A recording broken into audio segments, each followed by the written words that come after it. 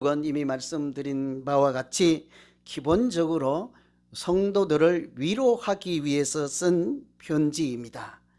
당시에 사람들이 얼마나 어려운 상황인가 하면 드러내놓고 교회를 다니거나 예수 믿는다 하면 자기 목숨을 부지할 수 없을 정도로 아주 다급한 환경이었죠. 웬고하면 로마 정부가 황제를 숭배하라 하는데 황제가 주님 퀴리오스이다 라고 하는데 교회 다니는 사람은 아니다, 예수님이 주님이십니다, 신은 황제가 아니라 하나님입니다, 이런 믿음 생활을 하는 것은 참으로 쉽지 않은 일이지 않겠습니까?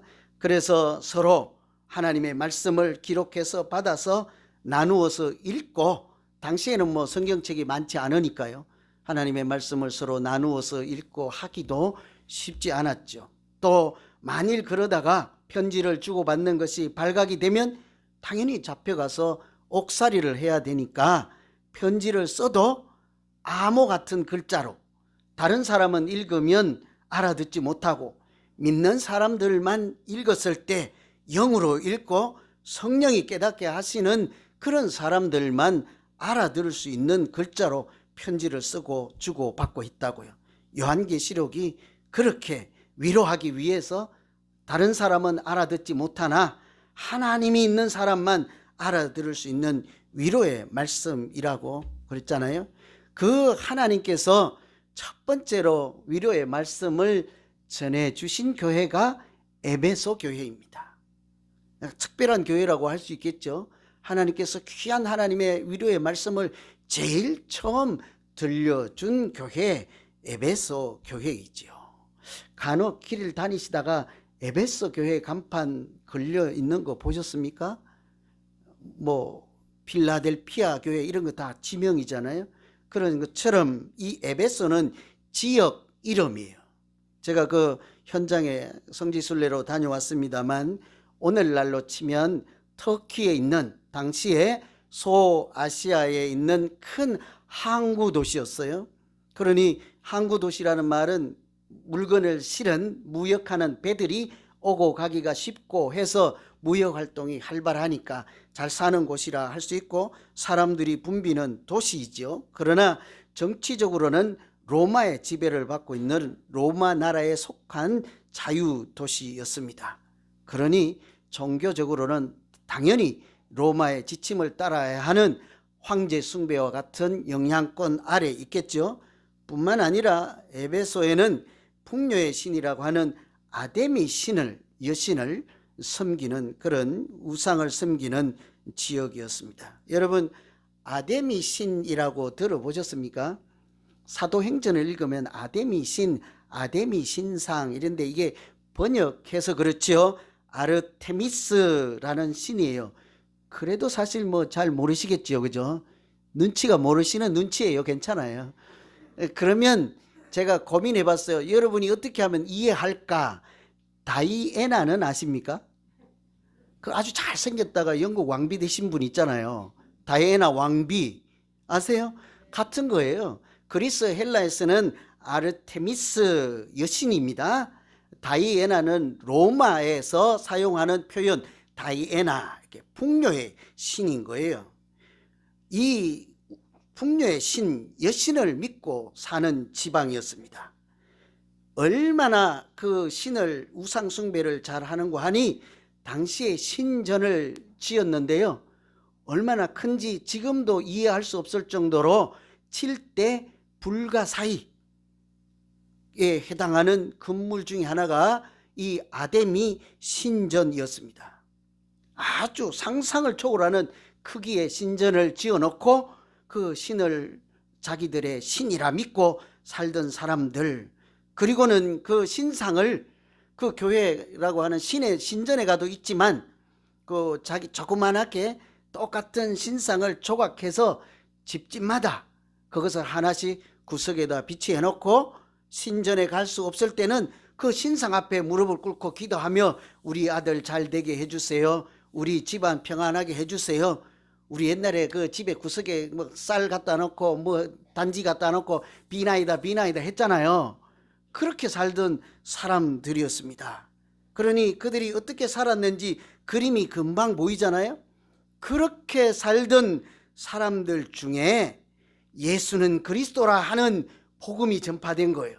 십자가의 복음이 전파되고 부활의 복음이 전파되어서 그 사람들 중에 몇몇은 이렇게 예수를 영접하고 교회 다니면서 믿음 생활을 하기 시작한 것입니다.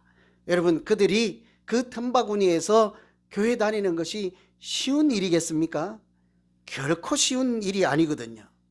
왠고하면 믿음 생활이라고 하는 것이 그냥 한 잠깐 순간적인 세례 받을 때만 하는 고백, 그것만이 믿음이 아니잖아요. 믿음이라고 하는 것은 주는 그리스도시요 살아계신 하나님의 아들입니다 하는 고백과 동시에 주님 가신 그 길, 나의 십자가를 지고 예수님 가신 그 길을 따라 걸어가는 삶의 통합적인 여러 과정 전체를 믿음 생활이라고 하잖아요. 하나님은 살아계십니다 하고 하나님의 백성으로서 그 하나님과 동행하며 이곳이나 저곳이나 늘 하나님과 더불어 살아가는 삶의 전반적인 영역을 믿음이라고 하는 거예요. 교회 와서 예배 드릴 때만 믿음 생활, 또 여기만 나가면 세상 사람들처럼 살아가는 것을 믿음이라고 하지 않는다고요. 그러니 우리가 결혼은 현실이다 하면 무슨 말인지 이해하잖아요.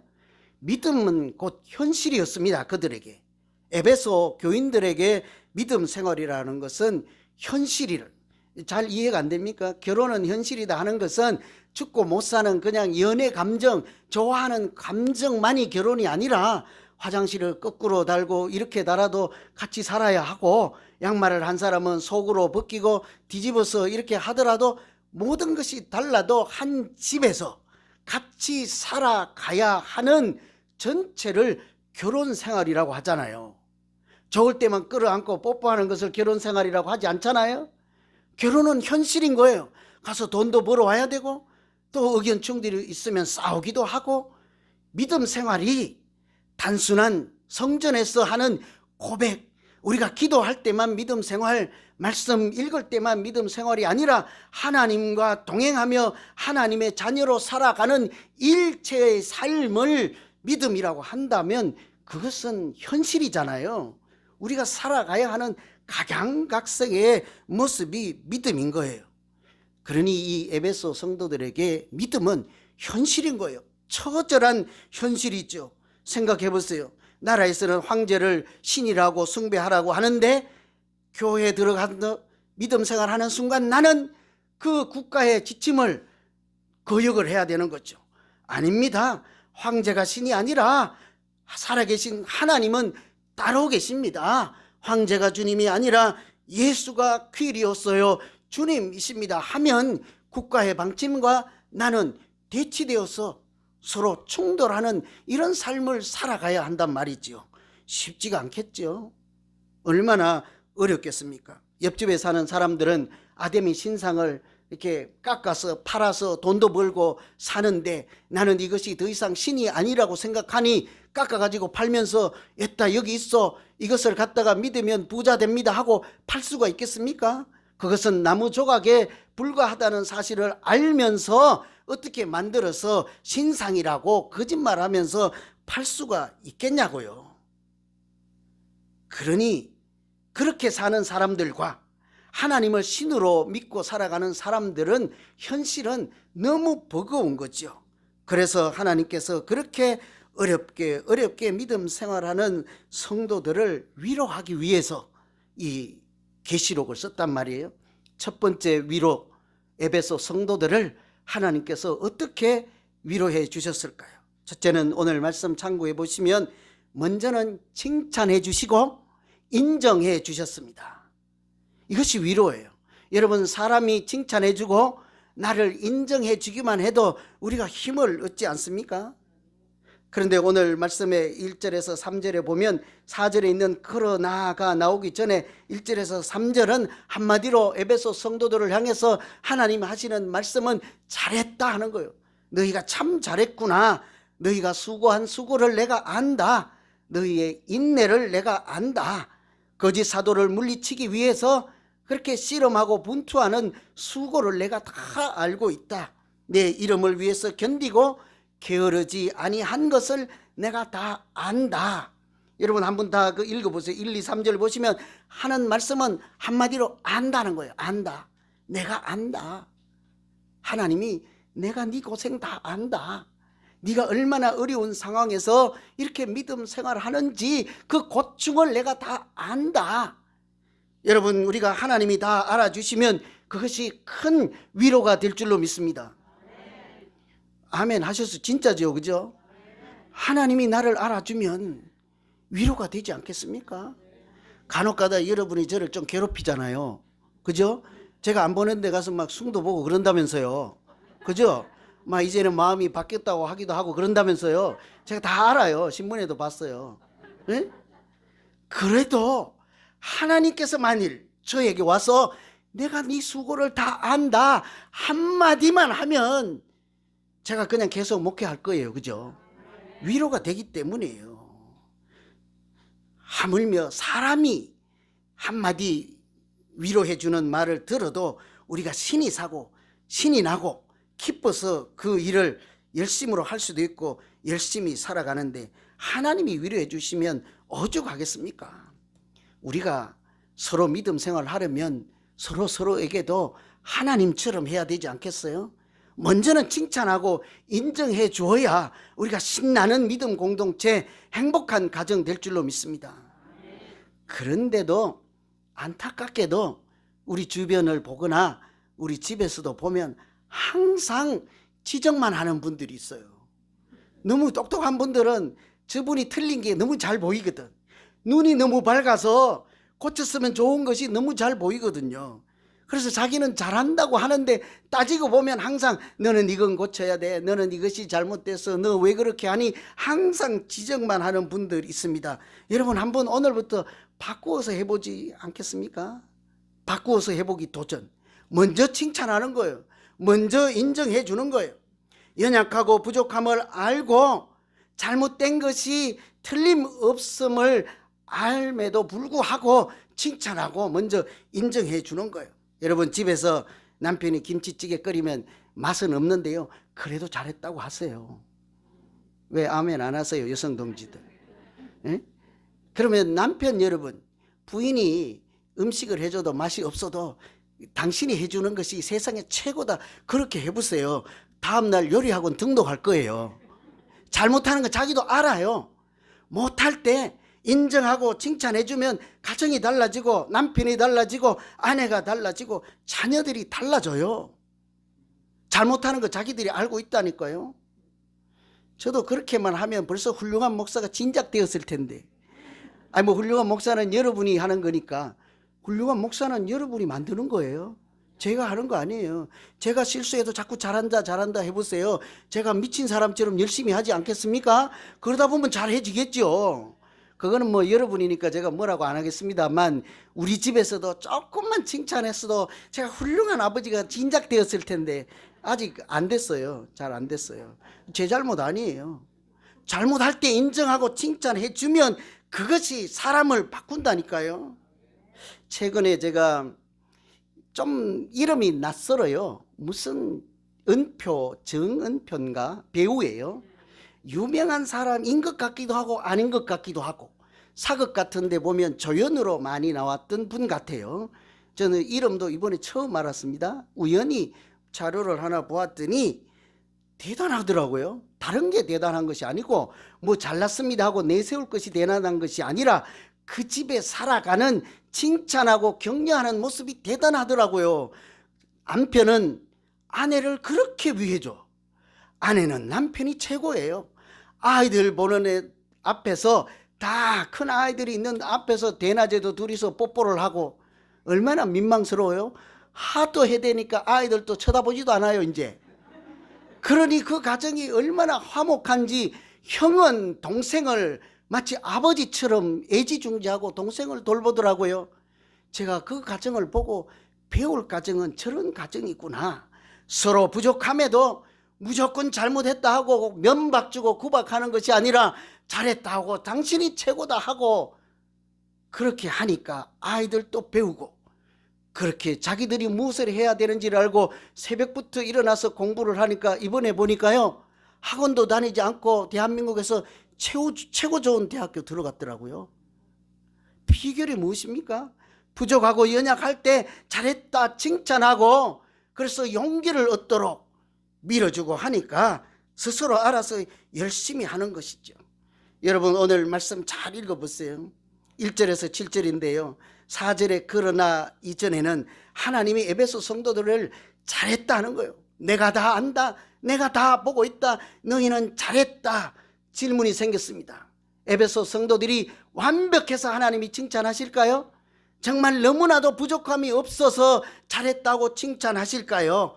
아니면 연약한 중에도, 어려운 중에도, 핍박하는 그런 환경 중에도 믿음으로 살고자 하는 그 자체를 귀하게 보시고 하나님께서 먼저 칭찬하시고 위로해 주시는 것일까요? 두 번째이지 않겠습니까? 그들이 이제 교회를 세운 지 몇 년이 되었겠습니까?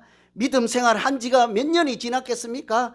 아직 초신자에 불과한 그들을 보고 하나님께서 너희 수고를 다 알고 내가 다 보고 있다, 참 잘했구나, 칭찬부터 해서 하나님의 사람으로 만들어가는 하나님의 사랑 그 자체이지 않겠어요? 우리가 믿는 하나님은 그런 하나님이시라고요. 우리가 다 1등해야 칭찬하는 하나님이 아니라니까요.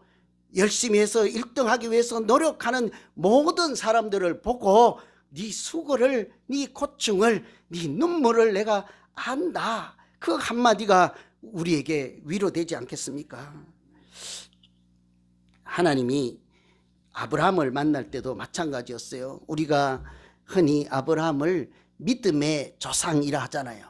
믿음의 조상은 하루아침에 만들어진 것이 아닙니다. 하나님께서 그 아브라함이 연약하고 부족하고 실수투성이일 때조차 인정해 주시고 칭찬해 주셔서 사실은 믿음의 조상으로 하나님이 만들어 주신 것이죠. 하루는요, 이 아브라함이 가뭄이, 자기가 살던 마을에 가뭄이 들고 먹고 살기 힘드니까 약속의 땅을 벗어나서 다른 나라, 블레셋이라고 하는 다른 나라로 가버린 거예요. 약속의 땅에서 살아야지 이름이 창대하고 민족을 이루고 복의 근원이 될 것이라 했지 않습니까? 그런데 그 하나님이 정해준 지경을 벗어난 거예요.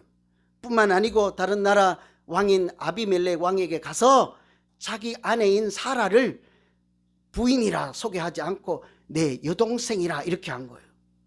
거짓말을 한 거죠. 맹고하니 사라가 너무 아름다워서 그런지는 모르겠지만 이 여인이 내 부인이요, 아내요 하면 그 아내를 뺏기 위해서 아브라함을 죽여버릴 거 아닙니까? 옛날에는 그 사람을 뺏기 위해서 죽여버리잖아요. 다윗이 그 밧세바를 빼앗기 위해서 자기 부하인 장군 밧세바의 남편을 전쟁 맨 앞에 세워서 죽게 만들고 여자를 뺏지 않았습니까? 이 당시에도 마찬가지죠. 그래서 무섭고 겁이 나서 이제 부인이라고 아내라고 하지 말고 여동생이라고 하자. 그렇게 해서 그 다른 나라의 왕이, 그 고관 내작들이 그 사라를 혹시 뺏어갈 수 있는, 죄를 범할 수 있는 빌미를 제공했을 때 약속의 땅을 벗어났지요. 다른 사람이 실수하 있는 빌미를 제공했지요. 아내를 아내로 당당히 내세우지 못하고 자기 목숨 건지자고 동생이라고 거짓말을 했잖아요. 이런 연약하고 실수하고 잘못하는 과정에 있을 때에 하나님께서 아브라함에게 뭐라고 했는지 아십니까? 이런 못난 놈, 저렇게 겁쟁이, 이런 얘기 하지 않고 아비멜렉 왕에게 꿈에 나타나셔서 그 사람 아브라함에게 선악간에 손도 까딱 대지 말라, 그는 하나님의 선지자니라, 그는 오히려 네가 이렇게 마음대로 할 것 같지만 그가 오히려 너를 위해서 기도하고 너의 나라와 너 가정을 위해서 기도할 사람이니라. 잘 보세요. 하나님이 아브라함이 잘했을 때 인정해 주시고 칭찬했습니까? 그렇지 않거든요. 약속의 땅도 벗어나고 실수하고 연약함 중에 있을 때에도 그는 나의 선지자니라, 그는 너를 위해서 기도할 거룩한 하나님의 사람이라 이렇게 인정해 주시고 인도해 주시니 그가, 아브라함이 드디어 결국은 믿음의 조상된 것이지 않겠습니까? 자기 스스로 된 것이 아니라고요. 하나님의 방법이죠. 연약하고 부족함 투성일 때 칭찬하고 위로해 주셔서 마땅히 걸어갈 그런 믿음의 길로 인도해 주셔서 가능했던 것이죠. 우리 이제 예배 끝나면 공동의회하고 시무권사도 세우고 안수집사도 세우고 명예장로도 추대하고 명예권사도 이렇게 추대하잖아요. 여러분, 이것은 잘나서 세우는 것도 아니고 우리가 어떤 시험에 합격해서 세우는 것이 결코 아닙니다. 하나님이 아브라함을 대했듯이 연약함 중에 있을 때 다 준비가 되어서 하는 것이 아니라 은혜의 사람으로 살도록 우리가 도전할 수 있는 기회를 주는 것이지 않겠습니까? 저는 그래서 지난 한 주간 생각할 때 이런 모든 행사가 이것은 합격증을 드리는 것이 아니라 도전장을 드리는 것이라 하는 결론을 내리게 되었습니다. 한번 은혜의 사람으로 하나님 더욱 가까이서 살아가는 은혜의 사람으로 살아보시고 거룩한 사람으로 살아보시고 우리 모두에게도 하나님의 은혜의 통로가 되는 길로 한번 도전해 보십시오 하고 우리가 위로하고 격려하고 기회를 주시는 것이지 않겠습니까? 만일에요, 합격증을 받을 만큼 되었을 때 준다 하면 제일 첫 번에 탈락시켜야 될 사람이 있어요. 누구게요? 왜 웃어요, 이분? 네? 합격증을 주어서 탈락, 본인 아십니까, 혹시 또, 권사님? 합격증을 따져서 탈락시키려면요, 제가 탈락해요. 당장 내려가요, 당장. 어떻게 사람이 하나님의 말씀을 전할 수 있겠습니까? 죄투성이요, 부족한 것 투성이요, 실수 투성인 사람이 어떻게 다른 사람 앞에 가서 신령한 하나님의 이름을 부를 수 있겠습니까? 그냥 하나님이 죄 중에 있는 나를 불쌍히 여기시고 부족한 중에 있는 그런 사람을 그냥 불쌍히 여기시고 네가 알아들은 만큼 가서 전해라. 네가 알고 있는 만큼 받은 만큼이라도 가서 전하라. 그 뒷일은 내가 할 것이라 하고 하나님께서 은혜의 사람으로 살도록 도전장을 주신 것이 제가 목회하는 것이지 않겠습니까? 우리가 합격증을 받아서 그때부터 준비되어서 완벽해서 하는 것이 시무권사요, 안수집사요, 장로가 아닌 것입니다. 당연히 명예장로를 하든지 명예권사를 하든지 이 모든 것은 하나님의 사람으로 살도록 우리가 이제라도 격려해서 기회를 드리고 이제부터 시작해서 더욱 열심히 하라고 하나님께서 해주신 에베소 성도들에게 하신 위로와 칭찬을 우리가 본받고자 우리를 위해서 하는 일인 줄로 믿습니다. 세워두시고 밀어주시고 추대하시는 것은 사실은 나를 위해서 하는 거예요.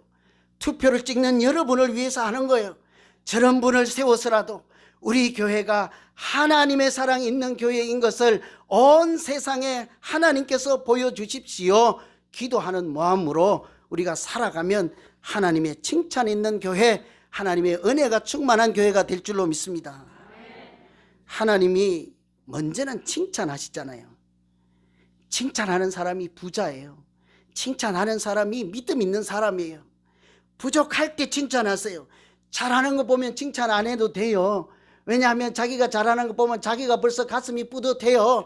자기 혼자 노래 부르고 자기 혼자 이미 춤추고도 지났어요. 그런 사람은 칭찬 안 해도 돼요. 연약하고 부족하고 모자랄 때 칭찬하고 격려해서 에베소 성도들처럼 거룩한 사람으로 만들어가는 것이 하나님의 위로이지요. 두 번째는 하나님께서 에베소 성도들을 책망하여서 위로를 해 주셨습니다. 고민이 좀 돼요. 여러분, 하나님이 책망하시면 그것이 우리에게 위로가 될 수 있을까요? 그렇잖아요. 우리는 책망하면 야단치는 거잖아요. 싫은 것이잖아요. 참 고민이 되었습니다. 책망과 위로는 완전히 대조적 개념이잖아요. 그런데 한번 하나님의 심정을 생각해 보세요. 너희가 이 책망하는 내용이 4절이지 않습니까? 그러나 너를 책망할 것이 있나니 너의 처음 사랑을 버렸느니라. 처음 사랑을 버렸다 하는 말은 우리가 자꾸 첫사랑을 생각해요. 이루어질 수 없는 사랑, 첫사랑이라고 하고 첫사랑하고 사는 사람 거의 없잖아요. 그러니까 첫사랑은 헤어지고 지금 다른 사랑하고 잘 살고 있잖아요.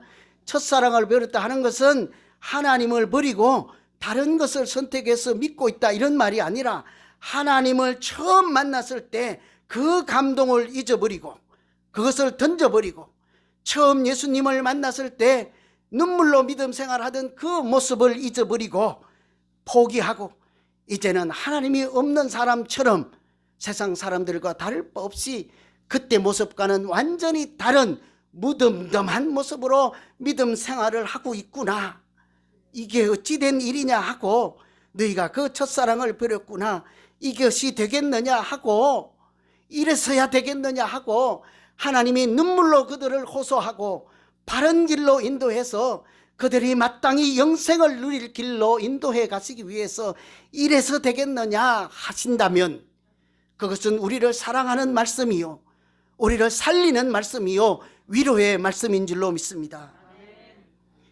여러분, 제가 이런 대목을 생각하면 제 자녀들에게 항상 미안한 마음이 들기도 해요. 저는 앞에 칭찬하고 위로하는 일을 한다고 자녀들이 잘못해도 눈 감아줄 때가 많습니다. 회초리를 들지 않을 때도 많습니다. 조금만 잘해도 그냥 A 받아도 잘했다 하고 B 받아도 잘했다 하고 간혹가다 학교 안 가도 잘했다 하고, 그러니 이게 아버지가 이래서 될까 하다가도 무관심하면, 저처럼 방목하고 방치하면 좋을 것 같은데, 그 자녀들이 생각하면 간혹 이렇게도 생각할 수 있지 않겠어요? 저 양반이 우리 아버지 맞나?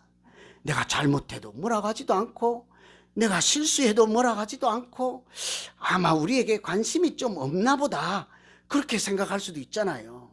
그래서 제가 간혹 항상 고민이에요. 때릴까 말까? 말이라도 세게 할까 말까? 그래도 부족한 중에 칭찬해서 지 갈 길로 잘 가도록 나는 뒤에서 눈물로 기도만 하자. 그래도 혹시 자녀들이 저분이 우리 아버지 맞을까 그런 고민을 할 때도 있잖아요. 그런데요, 간혹 우리 주변에 보면 어렸을 때 책망하고 위로를 너무 많이 해서 그때는 아버지를 원망하는 형제들이 있었어요. 우리 한 사촌 몇 촌 되는 이웃이었습니다. 아버지가 너무 엄하게 하니까 조금만 잘못해도 때리는 거, 매를 때리고 40 넘은 그 딸을 또 때리고, 그런 것을 보고 나중에 저 아버지가 아니다 내가 볼 때는, 그런데 나중에 그 자녀들의 입에서 우리 아버지가 그렇게 나를 책망하고 훈계하고 엄하게 키워서 오늘 우리가 이렇게 반드시 살았습니다, 그 아버지를 우리가 우리 아버지 모시는 것보다 더 지극정성으로 효도하고 모시는 것을 제가 봤다니까요. 책망이 때로는 버려두고 방치하고 무관심하는 것보다 나를 살리는 하나님의 위로가 얼마든지 될 수 있지 않겠습니까? 진정한 격려는 잘못을 깨닫게 하고 바른 길로 이끌어주는 것이기 때문이죠.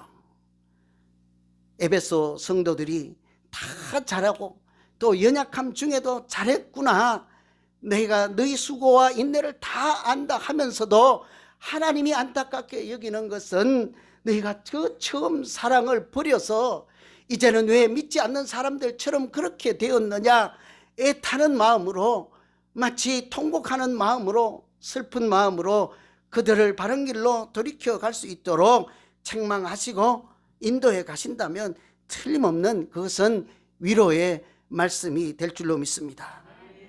여러분, 에베소 사람들에게 첫사랑을 버렸다 하는 말만 들으면 우리는 자동적으로 우리 자신을 생각하게 되지 않습니까? 여러분, 예수 처음 믿었을 때 그 흘렸던 감격의 눈물은 지금은 다 어디 갔습니까? 우리가 처음 예배 다니고 교회 다닐 때, 여러분, 이 중에 어떤 분들은 생사의 갈림길에서 자기 생명을 다시 살려주신 하나님을 내가 잘 알지는 못하지만 하나님을 신으로, 살아계신 하나님으로 인정하고 새 삶을 살겠습니다 하고 그때부터 교회 다닌 분들도 있잖아요. 저같이 그냥 유교 집안에서 어릴 때는 살았지만 한 7살, 8살 때 외갓집 처음 교회에 들어서자마자 하나님께서 주시는 또 다른 영광의 세계를 내 눈으로 보게 하시고 나도 저런 사람들처럼 하나님의 자녀로 살고 싶다 하는 소원을 주셔서 영안을 열어주셔서 우리가 새로운 인생을 살게 되지 않았습니까? 그때의 감동이 지금 다 어디 갔습니까?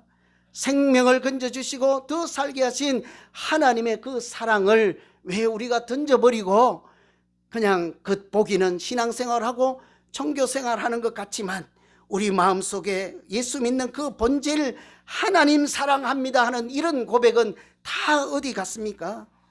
아무리 잘한다 할지라도 부엌에 와서 설거지를 잘하고 우리가 교회 와서 청소를 잘하고 무엇을 그렇게 잘한다 할지라도 내 입에서 주님 사랑합니다, 하나님 사랑합니다 하는 그 본질적인 하나님을 향하는 사랑의 마음이 없어졌다면 우리 신앙은 껍데기 신앙에 불과하지 않겠습니까?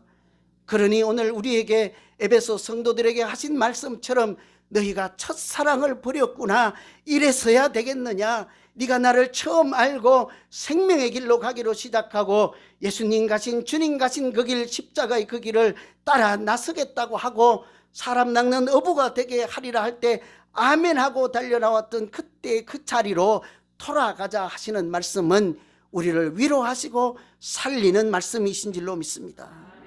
우리가 부족한 중에도 우리끼리도 서로 칭찬하고 격려하고 가정에서도 연약함을 볼 때일수록 서로 칭찬하며 격려해 주셔서 하나님이 칭찬하는 가정, 하나님이 기뻐하시는 교회가 되기를 간절히 소망합니다. 같이 한번 기도하겠습니다. 하나님 아버지, 참 어려운 중에 믿음 생활하는 에베소 성도들을 향해서 가장 먼저 하나님께서 달려가셔서 잘한다 잘한다 칭찬해 주시고 그럼에도 불구하고 무엇이 중요한지를 일러주시는 것이 첫사랑을 버렸구나, 하나님 사랑하는 그 마음을 다시 회복해서 예전의 그 모습으로 뜨거운 열정도 회복하고 은혜를 사모하는 마음도 다시 회복해서 하나님의 자녀여, 나는 너의 하나님으로 살아가는 참으로 신묘막적한 믿음의 인생을 살아보자 하는 하나님의 위로가 오늘 우리에게 주시는 위로가 되게 하여 주시옵소서. 예수님 이름으로 기도하옵나이다. 아멘.